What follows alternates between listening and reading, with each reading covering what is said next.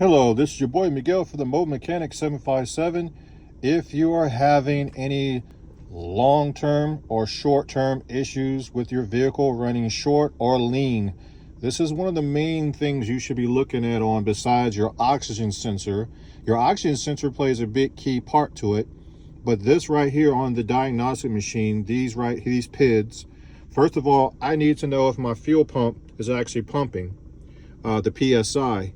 The desired one says 40 and I'm at 39, jumping around to 40. So it's not my fuel pump.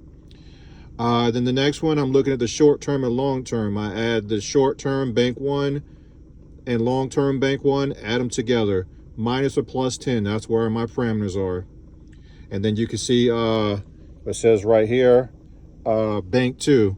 So that if you have a 6 or 8 cylinder, you're going to have one side of the engine, bank 1, and the other side of the engine, bank 2. This is just a mobile mechanic tip. These are very important to let you know what's going on.